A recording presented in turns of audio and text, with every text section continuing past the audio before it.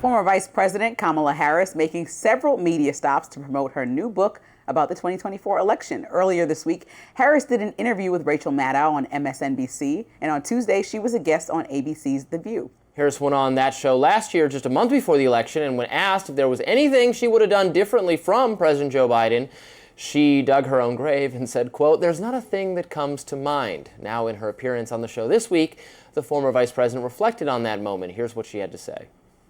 I didn't fully appreciate how much people wanted to know there was a difference between me and President Biden. I thought it was obvious.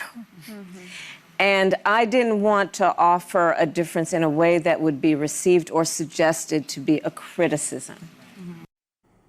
Yep, that was the problem. Harris also reflected on the unique challenges of her brief campaign in 2024, which began after Biden announced in July that he would not be seeking re-election. One of the reasons I wrote the book is this is unprecedented. Think about this. Yeah. That there's a race for president of the United States. The current sitting president is running for re-election. 3.5 months from the election, he decides not to run. The sitting vice president then takes the mantle, running against a former president of the United States who had been running for 10 years with 107 days until the election.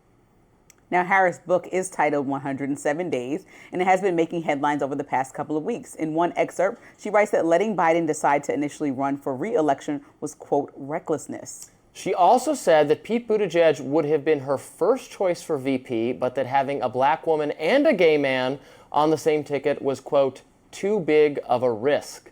Yeah, that was some uncharacteristic honesty from her on that. I don't think that would have made a better ticket, though, because they were both creatures of the Biden administration, even setting aside the identity reasons, if that's going to be a problem. The American people did not like the Joe Biden administration. They wanted change. They wanted something different. And she actually diagnosed the problem sort of well, but then it's like, why didn't you know? You didn't know that at the time that you had to distance yourself from Biden? And she said, well, I didn't want to be disrespectful of him. I'm like, okay, then you were not doing everything it took to win. And it was going to take everything you could possibly do to win. So I think there's a lot of nuance here. So first of all, what Kamala was able to accomplish, I want to go on record saying this was incredible in 107 days, from raising $1 billion to having that type of campaign that she didn't even have a full campaign season to get people on board, and she did big numbers. Even though she still lost, she definitely made waves for somebody that people said they didn't know anything about starting the campaign season.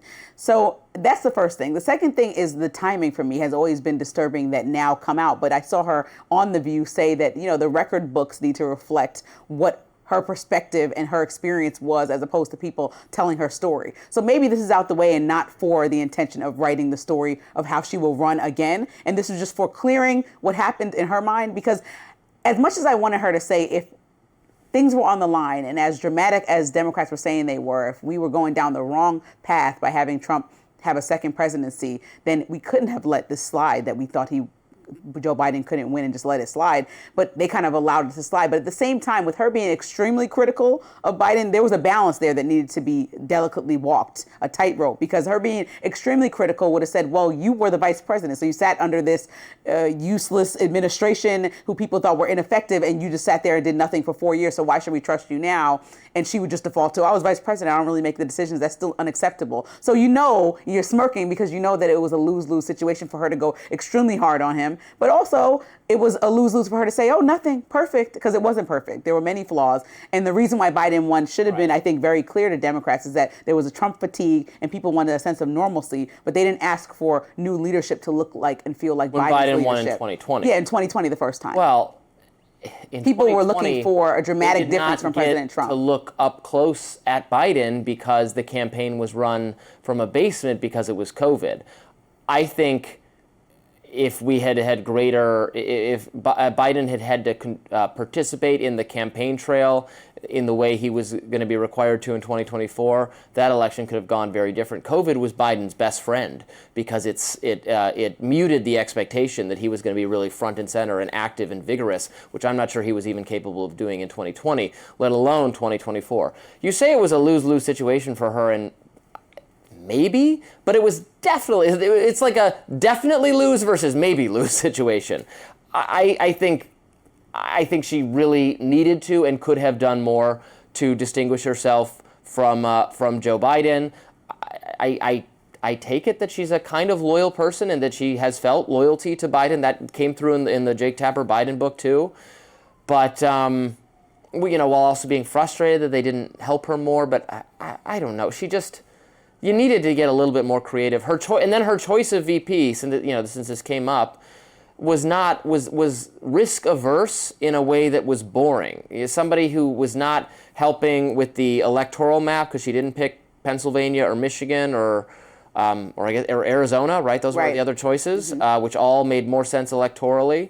And now this betrays a sort of lack of boldness too, that she says she would have liked to pick Pete, but was afraid to for that reason. I'm not sure, why would you even admit that if that was the case? And it seems like he was offended by the comments, and some other people who would put their name in the hat, obviously, for the next election were saying stuff about it. But I think because she was picked, to be fair, for not only for this reason, but her name was for vice president initially when Joe Biden made his selection was for diversity-based reasons that she's now saying we got to have a little diversity but not too much diversity. Well, Joe Biden understands that Kamala, first and foremost, is extremely qualified for that role. But secondly, he did say that because black women support him 90% and Democrats in most elections, that it would be appropriate to consider, since most times they weren't considered, a woman of color for that role, especially one that's extremely qualified. So those things go in tandem. But I do think that Kamala had an opportunity here to lay out the groundwork for what the next few years for Democrats looked like, with her being the leading contender in all polls to win if the election were today in the Democratic primary, just by name recognition alone. And so there has to be a next step after this. So as much as she wants to clear the story from her perspective, and while that's fine, there still is no strategy that anyone's seeing for the Democratic Party, especially understanding how weak the Republicans look on overall strategy and the way that things have been executed since January, meaning that immigration is being handled, but the country's uncomfortable with how it's being handled, meaning that the economy hasn't felt like it's changed much for most Americans, meaning that the tariffs are actually hurting businesses. I did my whole lens on it yesterday, meaning that people are really uncomfortable with the state of affairs and still don't feel like their wallet is fatter with President Trump, which he promised, meaning that these international conflicts have not ended and we're still involved in them. All these things that were promised are not being executed. So after we get done with this book and everyone's done with their pile on about how bad Biden was and cognitive decline, and KJP writes her book, and we can even move on to strategy. It's about that time because the midterms are, a couple months away, and we need to talk about what the plan is, because nobody wants to get behind Mamdani at the same time. It's like, okay, so what does the new party look like? And Mamdani is separate from this whole entire, obviously, presidential race, but the idea of Mamdani and the ideas that he support are kind of still being shunned. So what is the new iteration of the party looking like? Because the old way did not work. I think Kamala is going to run. Now, interestingly, I saw some political writer type people saying online that she actually has ruffled some feathers here, even though I described it as kind of a safe book. Some Democrats are not happy about what she said. Team Biden people are definitely not happy. Of course, yeah. Boo-hoo. They deserve to and she was wallow nice. in obscurity forever. Rude, yeah. But they're saying that this is not a type of book you write if you actually do intend to continue on in politics. So take that for what it's worth. I think she's running, but we'll see. We'll see. Next up, lots more to come still on Rising. Please stay with us.